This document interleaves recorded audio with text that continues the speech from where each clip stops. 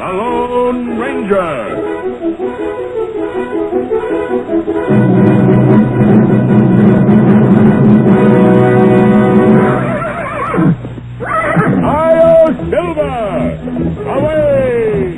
A fiery horse with the speed of light, a cloud of dust, and a hearty Hi-Yo Silver, the Lone Ranger.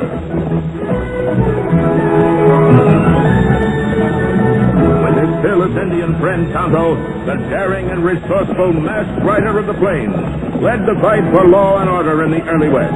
Return with us now to those thrilling days of yesteryear. From out of the past come the thundering hoofbeats of the great horse Silver.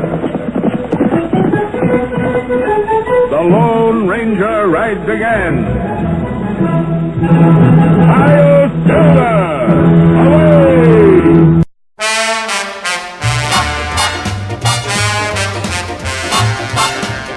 Well, look at that, look at that, look at that, look at that. Ooh-wee!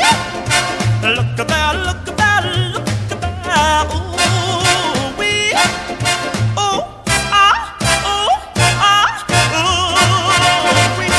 She's so fine, fine, fine. She's so fine, fine. She's so fine, she's so fine, fine, fine. She's really sweet, the finest girl you ever want to meet. Oh, oh, oh, oh. Oh, oh, oh, oh. The finest girl you ever want to meet. Well, have you ever seen a girl for whom you sold your dip, for whom you fight for a die, for pray to God? She's so fine, she's so fine. She's really sweet, the finest girl you ever want to meet. Well, she really fills the clothes from her head to toe. I want the world to know I love her so. She's alright, she's alright, she's alright. She loves me both the day and night. Oh, oh, oh, oh. Oh, oh, oh, oh. She's the finest girl you ever want to meet.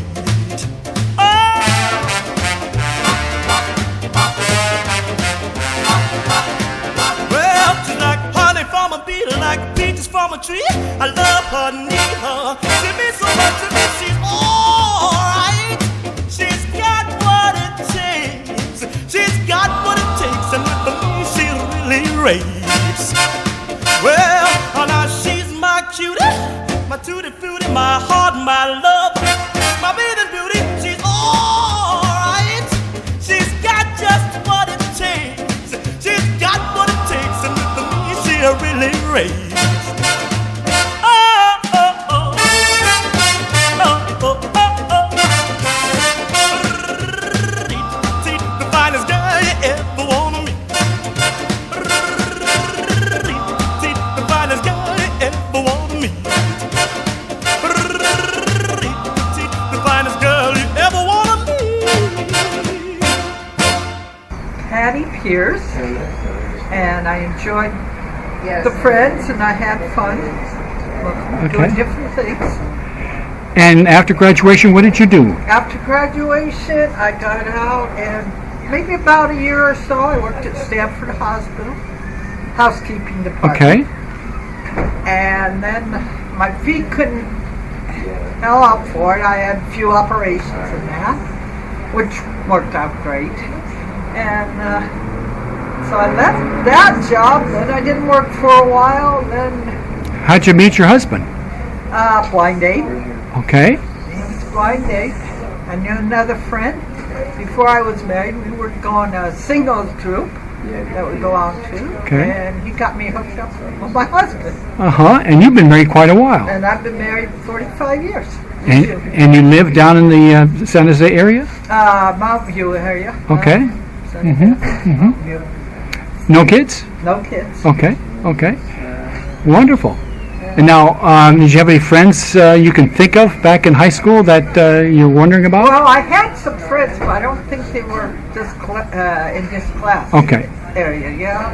And, Marie Madison, Bernice. Okay. Dolores, yeah, I had a few friends. Those Okay. were mainly friends that went out for sports. We loved sports. Okay. Did that. Which sports did you like to play? Oh, I played them all. Volleyball, softball. Any teachers at MA that you remember fondly? Oh, yeah, the counselor, Levin, I think he's gone. Yeah, Mr. Levin. Mr. Levin. He was my counselor also. Really? Yes. Edward Levin, very short fellow. Yeah. Yeah. He passed away, didn't he? I don't know. I haven't checked. Yeah, I haven't checked on that, yeah. But There was Mr. Levin, and I ran into the principal. McLean? Yeah, McLean. No, Okay. I'm sorry, it was Menlo-Oaks Okay. principal. Okay. I ran into him. Now, what elementary school did you go to? Menlo-Oaks. Okay. Okay. Wow. And I didn't, until maybe about 10 years ago, I didn't realize the Dean of Gals was one of my cousins Really? at MA, yeah. What was her name? God, you would ask me that. Oh, Can't think of it right I'll have to look it up. Yeah, Okay. can't think of that right now. Stillman? Okay. Yeah, Well, wonderful. Are you glad to be at this gathering? Are you having a good time? having a good time. Anybody you remember? A little bit, yes. Okay. A little bit. Yeah. At least the class pictures help. The class pictures helped, they did. Well, thank you, Patty. Yeah, you're You can dance, every dance with the guy who gives you the eye, let him hold you tight. You can smile, every smile for the man who held your hand neath the pale moonlight. But don't forget who's taking you home and in whose arms you're gonna be. So darling, say the last dance for me. Oh, I know that the music's fine, like sparkling wine. Go and have your fun. Laugh and sing. But while we're apart, don't give your heart to anyone. But don't forget who's taking you home and in whose arms you're gonna be.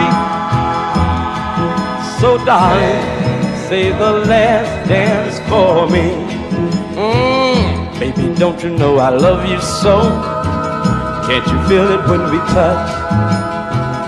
I will never, never let you go. I love you oh so much. You can dance, go and carry on till the night is gone and it's time to go. If he asks, if you're all alone, can he take you home? You must tell him no. 'Cause don't forget who's taking you home and in whose arms you're gonna be. So darling, say the last dance for me.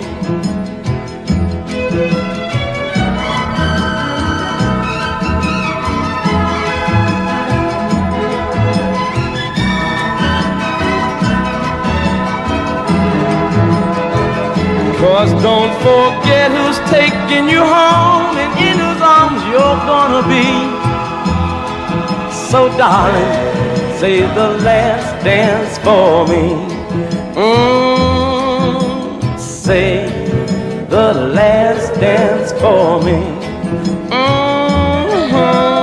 Say the last dance. Hi, my name's Norm Krengel, graduate of 65 MA. After MA, I went to Harvard on the Hill, or CSM, as those of us would recall it. But what I remember probably most from MA is two things. One was you never wanted to be sent down the hallway, and we had a attendance clerk, as I remember, and I wish I could remember her name. But she was an ex-FBI handwriting expert. So if you ever came in, ever came in with a note that wasn't really written by the person whose handwriting were in file, she didn't say anything except go down the hall and have a seat right there. They'll be with you shortly. Okay. As far as teachers, the one that I remember is Frau Parker.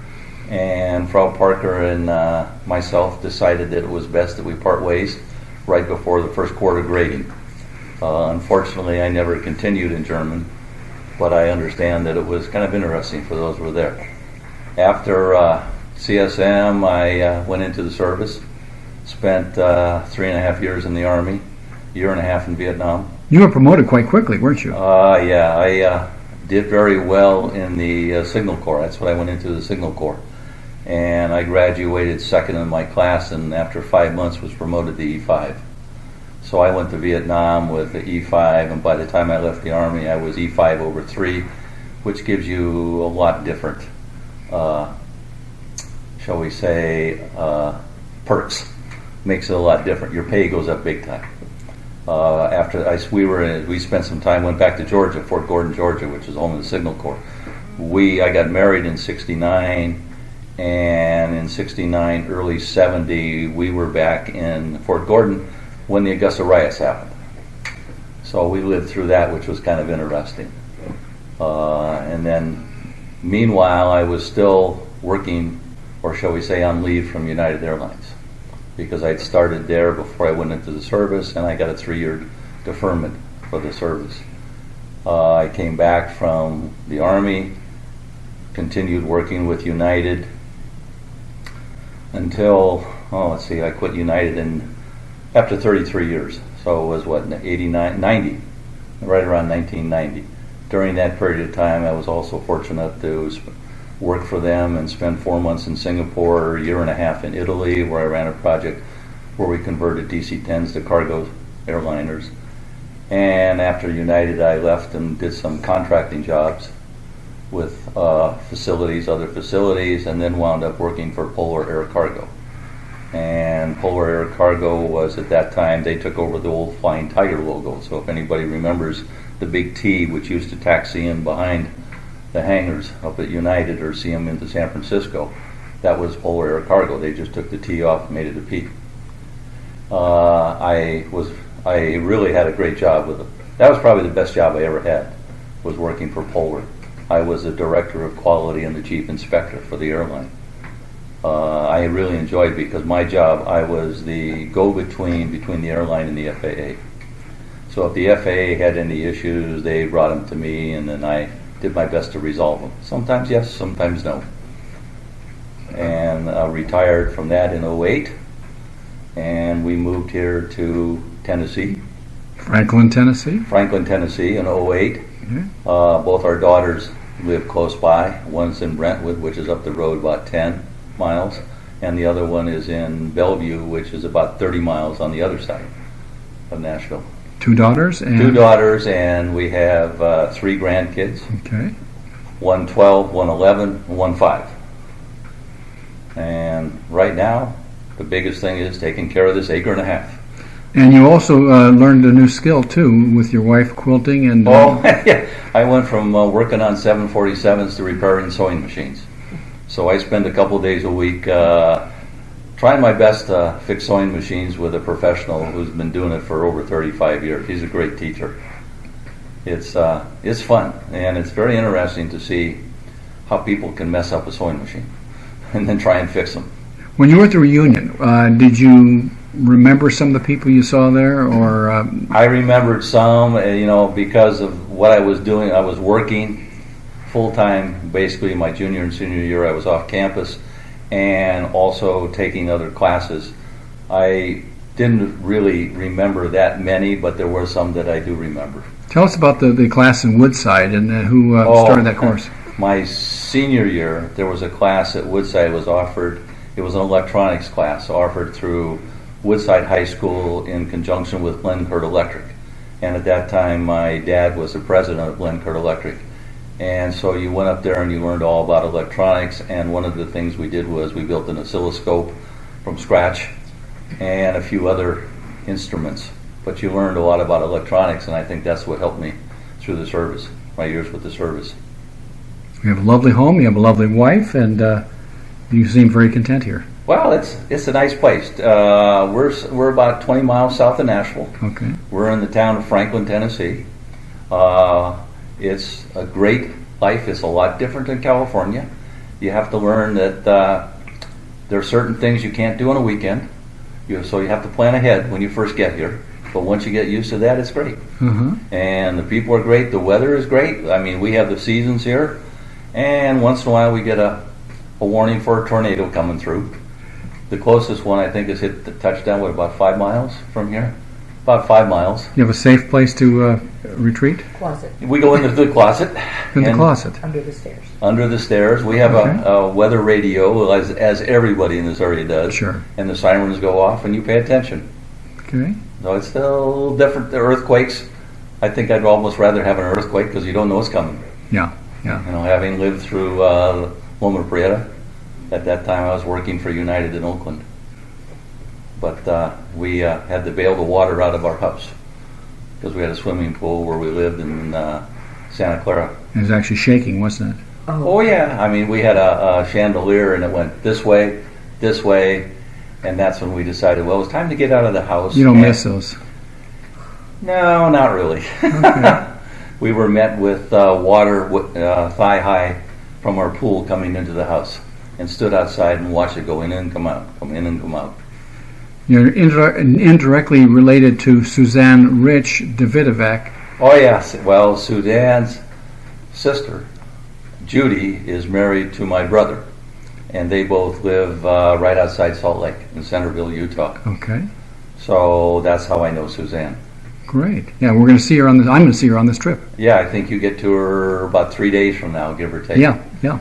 Down in Florida. Yes. They have a nice place, nice area of Florida that they live in.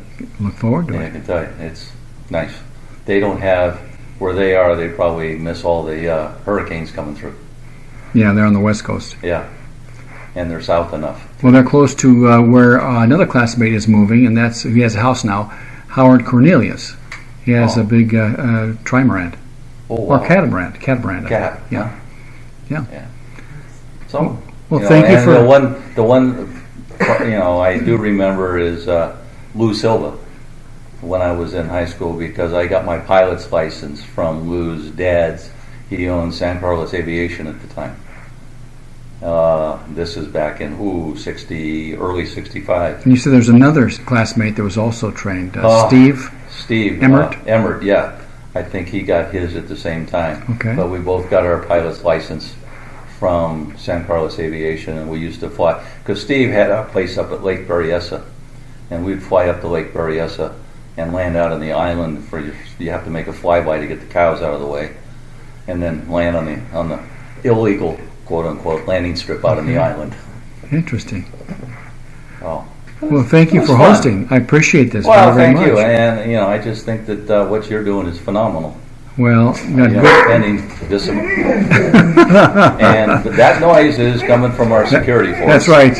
Our 2 dogs That's right. who have spotted either a deer, a turkey, or somebody walking on the streets.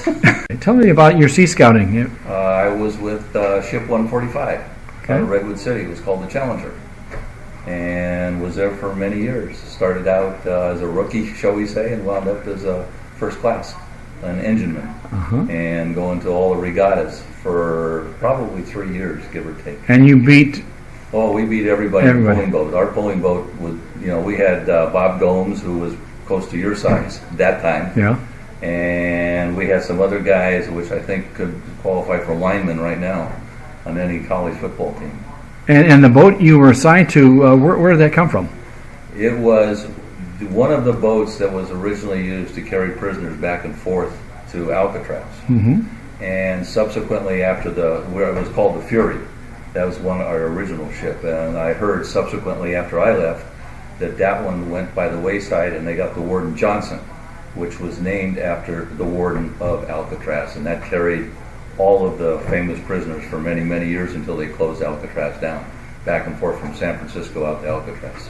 A small world. Oh yeah. And you also remember S.H. Frank Tannery? Oh yes. You remember the tannery there in Redwood City? Because we used to, we were docked right down from the salt pile, the big salt pile. And when I was flying, that was always a good navigation point to line yourself up with San Carlos. The salt pile, you'd always line up with that to get your... Was that Leslie Salt? Leslie Salt. Yeah, the big pile, and then when the ships would come in too. That's where Howard Hughes had his secret spy ship. That's where his big ship was brought in, and when it first came in, nobody knew what it was. Barge. Yes. the big barge, and then the barge grew, shall we say. And they retrieved the Russian submarine. It was very interesting. There was a lot of stuff that went on there that really nobody knew. It's kind of like when I worked for Polar, as we said, we would fly a lot of undisclosed items to undisclosed locations. I can't tell you what we took and where we took it. Otherwise, you have to be shot. Well, it wasn't that drastic. Thanks, Norm. You're welcome.